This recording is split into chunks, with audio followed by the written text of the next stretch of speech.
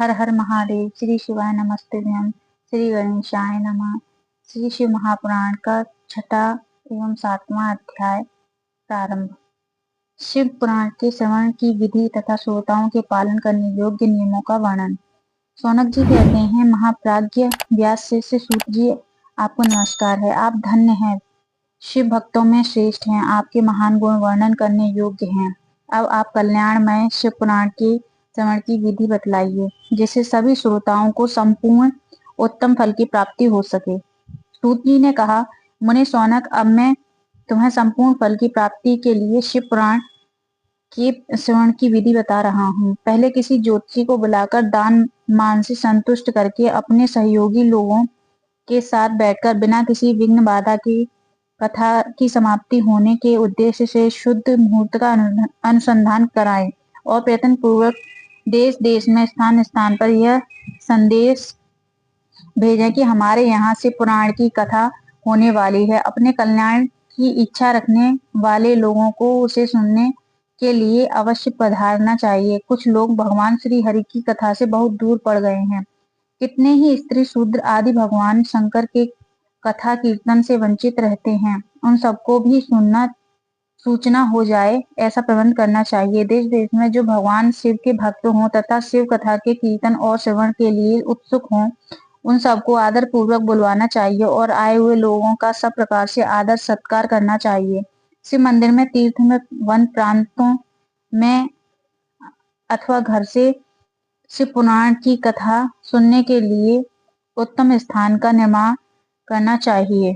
केले के खम्भों से सुशोभित एक ऊंचा कथा मंडप तैयार कराएं। उसे सब और फल पुष्प आदि से तथा सुंदर चंदों में से अलंकृत करें और चारों ओर ध्वजा पताका लगाकर तरह तरह के सामानों से सजाकर सुंदर शोभा संपन्न बना दें।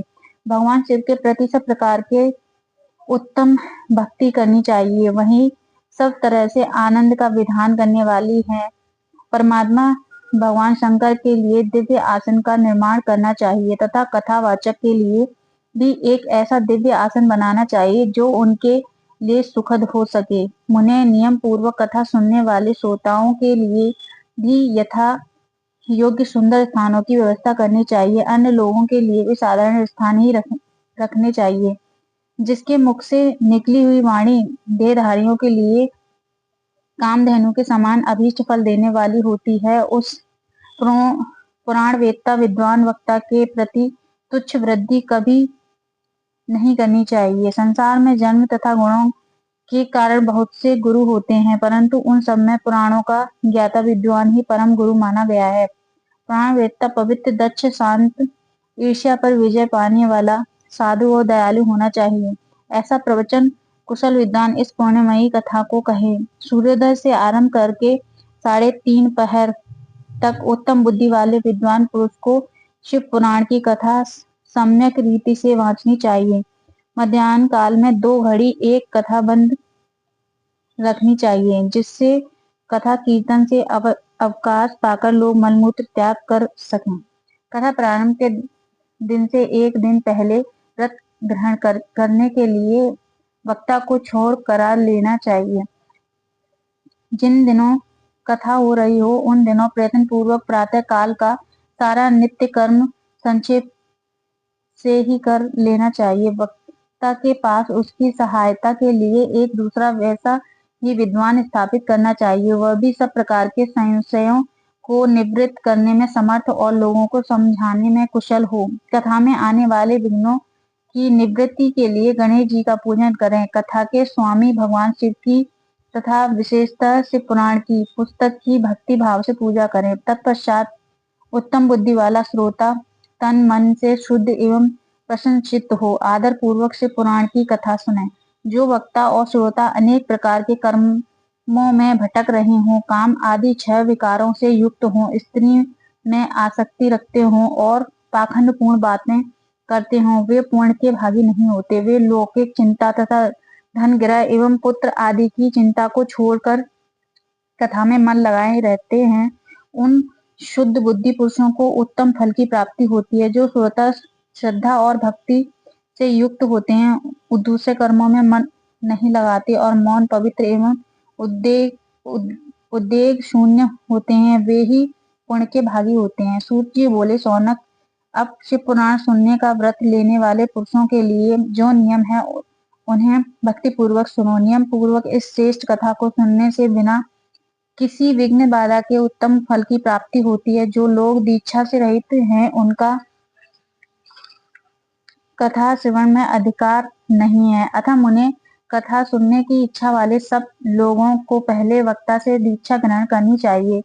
जो लोग नियम से कथा सुने उनको ब्रह्मचर्य से रहना, भूमि पर सोना, पत्तल में खाना और प्रतिदिन कथा समाप्त होने पर ही अन्न ग्रहण करना चाहिए। जिसमें शक्ति हो वह पुराण की समाप्ति तक उपवास करके शुद्धता पूर्वक भक्ति भाव से उत्तम शिव पुराण को सुने। इस कथा का व्रत लेने वाले पुरुष को प्रतिदिन एक ही बार हविष्यान्न योग भोजन करना चाहिए। जिस प्रकार से कथा श्रवण का नियम सुख पूर्वक सद सके वैसे ही करना चाहिए। गरिष्ठ अन्न दाल जला अन्न सेम मसूर भाव दूषित तथा बासी अन्न को खाना। कथाव्रती पुरुष कभी कथा को न सुने।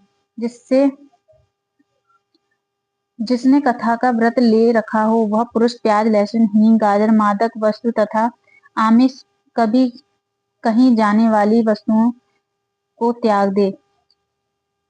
कथा का व्रत लेने वाला पुरुष काम, क्रोध आदि 6 विकारों को, ब्राह्मणों की निंदा को तथा पतिव्रता और साधु संतों की निंदा को भी त्याग दे। कथाव्रती पुरुष प्रतिदिन सत्य, शौच, दया, मौन, सरलता, विनय तथा हार्दिक उदारता इन सद्गुणों को सदा अपनाए रहे। श्रोता निष्काम हो या सकाम वह नियम पूर्वक कथा सुने।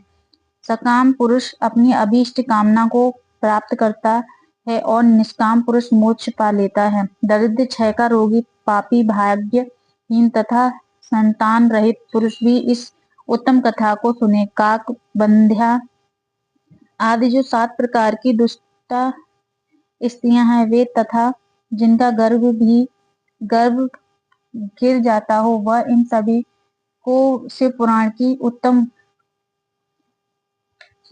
कथा सुननी चाहिए। मुने स्त्री हो या पुरुष सबको यत्न पूर्वक विधि विधान से शिव पुराण की यह उत्तम कथा सुननी चाहिए। महर्षि, इस तरह से पुराण की कथा के पाठ एवं श्रवण संबंधी यज्ञोत्सव की समाप्ति होने पर श्रोताओं को भक्ति एवं प्रयत्न पूर्वक भगवान शिव की पूजा की भांति पुराण पुस्तक की भी पूजा करनी चाहिए।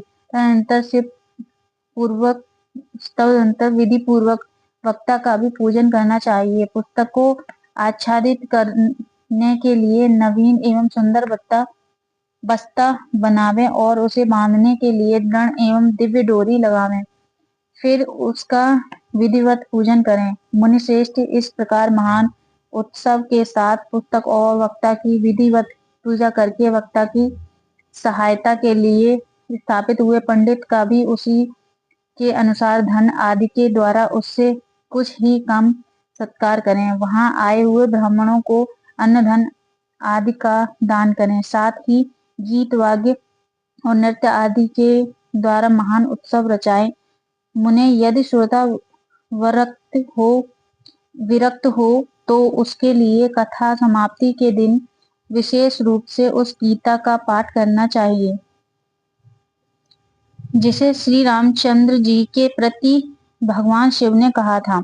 यदि श्रोता गृहस्थ हो तो उस बुद्धिमान को उस श्रवण कर्म की शांति के लिए शुद्ध हवियुक्त द्वारा होम करना चाहिए। मुने, रुद्र संहिता के प्रत्येक श्लोक द्वारा होम करना उचित है अथवा गायत्री मंत्र से होम करना चाहिए, क्योंकि वास्तव में यह पुराण गायत्री मंत्र ही है।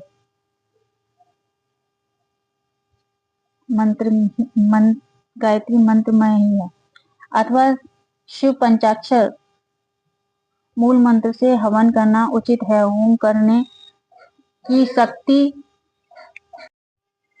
न हो तो विद्वान पुरुष यथाशक्ति हवनीय हविष्य का ब्राह्मण को दान करें।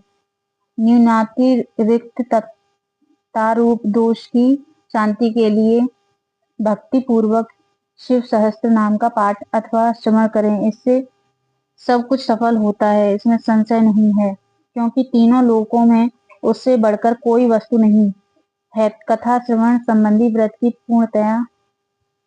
पूर्णता की सिद्धि के लिए 11 ब्राह्मणों को मधु मिश्रित खीर भोजन कराएं और उन्हें दक्षिणा दें। उन्हें यदि शक्ति हो तो 3 तोले सोने का एक सुंदर सिंहासन बनवाएं और उस पर उत्तम अक्षरों में लिखी अथवा लिखाई हुई शिव पुराण की पोथी विधि पूर्वक स्थापित करें। तत्पश्चात पुरुष उसकी आवाहन आदि विविध उपचारों से पूजा करके दक्षिणा चढ़ाएं। फिर जितेंद्रिय आचार्य का वस्त्र आभूषण एवं गंध आदि से पूजन करके दक्षिणा सहित वह पुस्तक उन्हें समर्पित कर दें। उत्तम बुद्धि वाला श्रोता इस प्रकार भगवान शिव के संतोष के लिए पुस्तक का दान करें। शौनक इस पुराण के उस दान के प्रभाव से भगवान शिव का अनुग्रह पाकर पुरुष भव बंधन से मुक्त हो जाता है।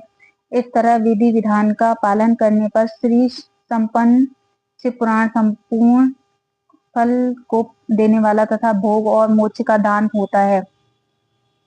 दाता होता है। सॉरी, मुझे शिव पुराण का वह सारा महात्म्य जो संपूर्ण अभीष्ट को देने वाला है, मैंने तुम्हें कह सुनाया। अब और क्या सुनना चाहते हो? श्रीमान शिव पुराण समस्त प्राणों के भाल का तिलक माना गया है। यह भगवान शिव को अत्यंत प्रिय, रमणीय तथा भवरोग का निवारण करने वाला है। जो सदा भगवान शिव का ध्यान करते हैं, जिनकी वाणी शिव के गुणों की स्तुति करती है और जिनके दोनों कानों उनकी कथा सुनते हैं, इस जीव जगत में उन्हीं का जन्म लेना सफल है। वे निश्चय ही संसार सागर से पार हो जाते हैं। भिन्न भिन्न प्रकार के समस्त गुण जिनके सच्चिदानंद मय स्वरूप का कभी स्पर्श नहीं करते, जो अपनी महिमा से जगत के बाहर और भीतर भासमान है, तथा जो मन के बाहर और भीतर वाणी एवं मनोवृत्ति रूप में प्रकाशित होते हैं, उन अनंत आनंद घन रूप परम शिव की मैं शरण लेता हूँ। अध्याय 6 और 7 समाप्त। अगर मेरी कथा आप लोगों को पसंद आई हो तो प्लीज मेरे चैनल को सब्सक्राइब करें और मेरे वीडियो को लाइक करें। Thank you for watching.